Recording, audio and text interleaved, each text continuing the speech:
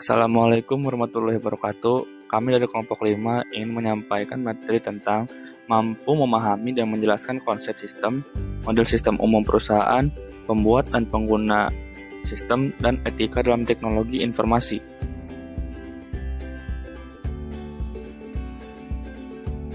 Dosen pengampu, Dr. Ranti Pancasasti, Eskom MM sebagai Reviewer and Director. Nama anggota kelompok, Mujibur Rohman, Dendi Afriansah Athori, Rizkia Asyaroh.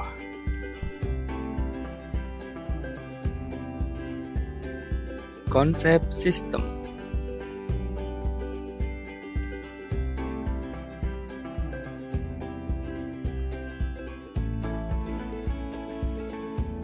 Pada saat ini, dunia industri dan bisnis memerlukan informasi yang tepat, cepat, dan relevan. Untuk mendapatkan informasi yang diinginkan, tentunya perusahaan harus menggunakan sistem perusahaan yang baik. Apa sih sistem itu? Menurut Raymond McLeod tahun 2001 menjelaskan bahwa sistem adalah himpunan dari unsur-unsur yang saling berkaitan, sehingga membentuk suatu kesatuan yang utuh dan terpadu.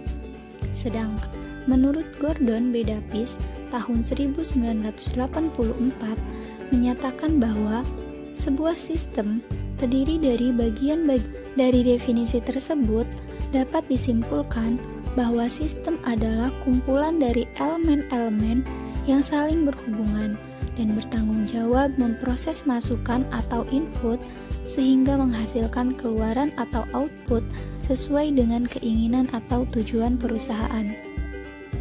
Karakteristik sistem. Suatu sistem mempunyai karakteristik atau sifat-sifat tertentu, yaitu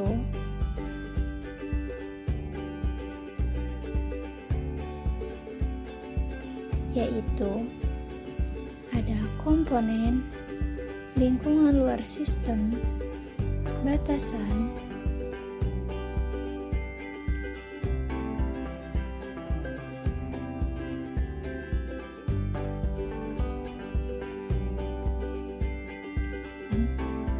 penghubung, masukan, keluaran, pengolah, kendali sistem, umpan balik, dan yang terakhir yaitu tujuan.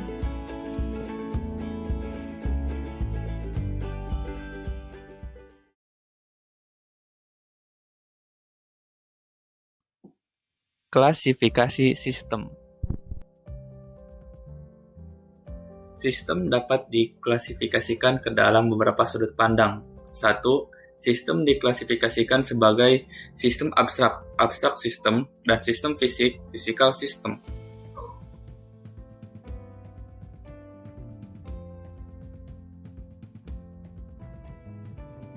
2. Sistem diklasifikasikan sebagai sistem alamiah dan sistem buatan manusia. 3. Sistem diklasifikasikan sebagai sistem tertentu dan sistem tak tentu. 4.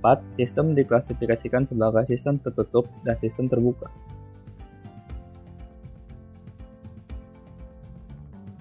Model sistem umum perusahaan. Model adalah bentuk penyederhanaan dari sesuatu. Model mewakili sejumlah objek atau aktivitas yang disebut entitas. Manajemen menggunakan model untuk mewakili permasalahan yang akan dipecahkan. Model pada umumnya terbagi ke dalam 4 jenis, yaitu model fisik, merupakan penggambaran entitas dalam bentuk 3 dimensi. Model fisik yang digunakan dalam dunia bisnis meliputi market pusat perbelanjaan atau prototipe mobile baru.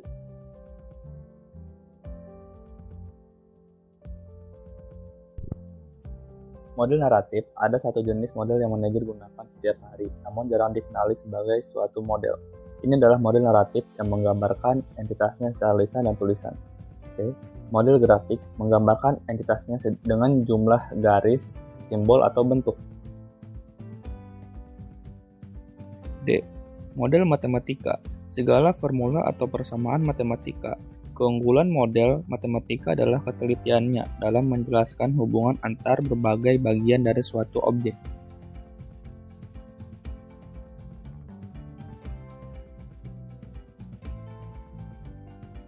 Kegunaan model yaitu yang pertama, mempermudah dalam menjelaskan suatu pengertian.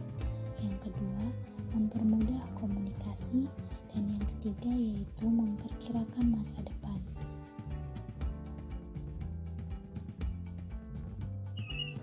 Sistem konseptual.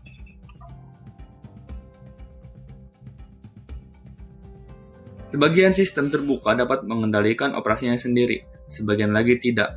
Pengendalian ini dapat dicapai dengan menggunakan suatu lingkaran yang disebut lingkaran umpan balik, yang menyediakan suatu jalur bagi sinyal-sinyal dari sistem ke mekanisme pengendalian, begitu pula sebaliknya.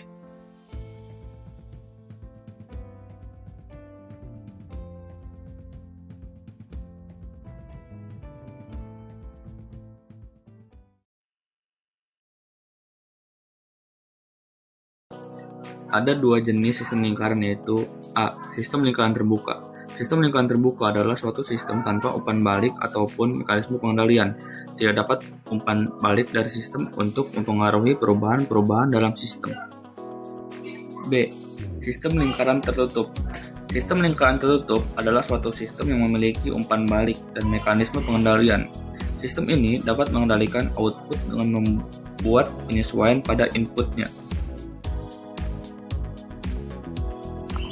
Masyarakat yang berkeadilan sosial, moral, tradisi kepercayaan mengenai perilaku benar dan salah, etika, satu set kepercayaan standar atau pemikiran yang mengisi suatu individu atau masyarakat, hukum, peraturan perilaku formal yang dipaksakan oleh otoritas berdaulat seperti pemerintah pada rakyat atau warga negaranya. Perangkat lunak bajakan. Perangkat lunak yang digandakan secara ilegal lalu digunakan atau dijual. 35% di Amerika, 92% di Jepang, dan 99% di Thailand. Beberapa kebudayaannya menganjurkan sikap berbagi. Di belakang keterlambatan hukum. Kasus pertama kejahatan komputer pada tahun 1966, seorang programmer membuat tambahan di program untuk menggunakan cek rekening hingga melebihi saldo. Ketika bank tersebut menemukan kejahatan tersebut, programmer tersebut tidak dituntut melakukan kejahatan komputer karena peraturan hukumnya tidak ada. Peraturan Komputer Amerika. Undang-Undang mengenai kebebasan informasi pada tahun 1966. Undang-Undang mengenai pelaporan pinjaman yang adil pada tahun 1970. Undang-Undang mengenai hak bagi pemerintah federal pada tahun 1978. Peraturan Komputer Amerika lanjutan. Undang-Undang mengenai pendidikan pengamanan komputer pada usaha kecil tahun 1984. Undang-Undang mengenai perlengkapan akses tiruan dan penipuan penyalahgunaan komputer. Pada tahun 1986, Undang-Undang Komunikasi Elektronik telah mencakup komunikasi digital, data, dan video. Undang-Undang Privasi dan Kesesuaian Komputer tahun 1988. Perlunya budaya etika. Corporate Credo. Pernyataan ringkas mengenai nilai-nilai yang ditegakkan perusahaan. Program etika. Suatu sistem yang terdiri dari berbagai aktivitas yang dirancang untuk mengarahkan corporate credo. Kode etik perusahaan. Kode audit etika. Seorang auditor internal mengatakan pertemuan dengan seorang manajer untuk mempelajari bagaimana manajer tersebut melaksanakan corporate credo.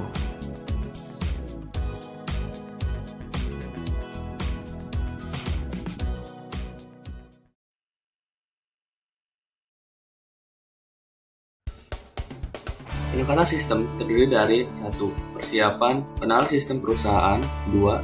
Definisi, untuk setiap sistem, definisikan subsistem dengan langkah-langkah kerjanya. 3. Solusi, identifikasi solusi, evaluasi, memilih solusi terbaik, implementasikan, dan menindaklanjuti. Siklus hidup pengembangan sistem. Siklus hidup pengembangan sistem adalah pengaplikasian dari pendekatan sistem dalam pengembangan suatu sistem informasi. Ada 4 jenis siklus hidup pengembangan sistem, yaitu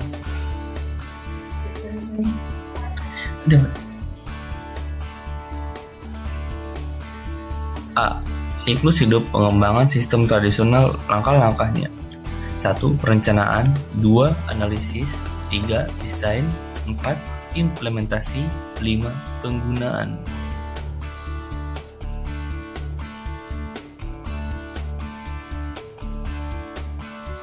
B. Prototyping, satu versi dari sebuah sistem potensial yang memberikan ide bagi para pengembang dan calon pengguna.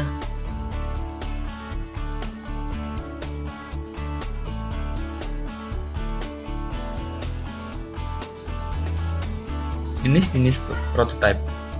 Prototype evolutioner akan terus disempurnakan sehingga memiliki seluruh fungsi yang dibutuhkan oleh pengguna.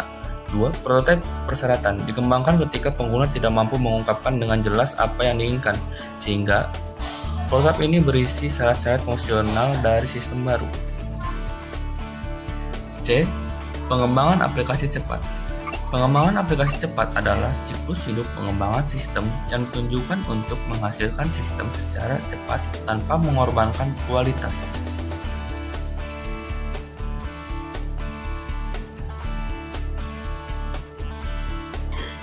D. Pengembangan berfase model ini adalah kombinasi antara siklus hidup pengembangan sistem tradisional, prototyping, dan pengembangan aplikasi cepat.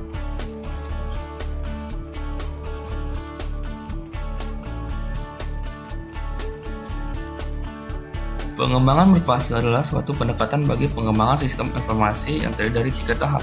1. Investigasi awal. Mempelajari tentang organisasi dengan masalah sistemnya, mendefinisikan tujuan, hambatan, risiko, dan ruang lingkup sistem, mengevaluasi proyek maupun kelayakan sistem, membagi sistem menjadi subsistem, mendapatkan umpan balik. Analisis. Menganalisis persyaratan fungsional pengguna untuk setiap modul sistem, mendokumentasikan hasil dalam bentuk model, proses, data, dan objek. 3. Desain. Merancang komponen dan antar muka dengan sistem lain untuk setiap modul sistem yang baru, mendokumentasikan sistem dengan menggunakan teknik pemodelan.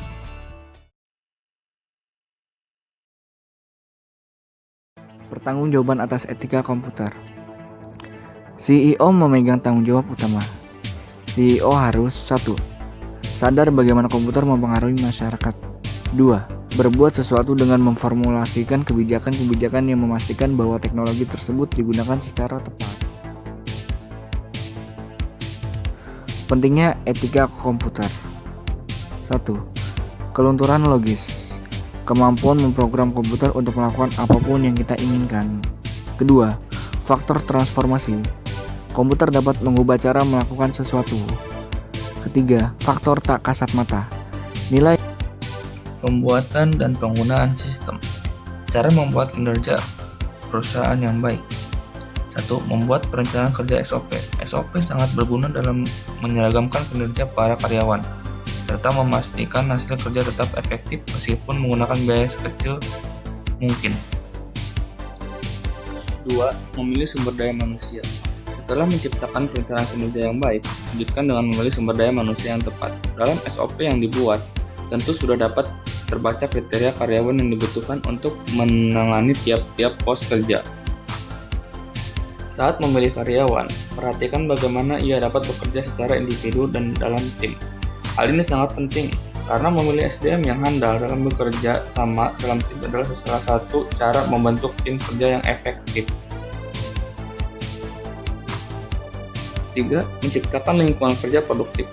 Setelah mendapatkan SDM yang sesuai dengan kriteria, lanjutkan dengan menciptakan dan menjaga lingkungan kerja yang baik. Lingkungan kerja harus dapat memicu sifat kompetitif dan kolaboratif secara seimbang. Lingkungan yang terlalu tinggi unsur kolaboratifnya akan menimbulkan solidaritas yang kurang sehat. Sebaliknya, lingkungan yang terlalu kompetitif akan membuat karyawan cepat lelah.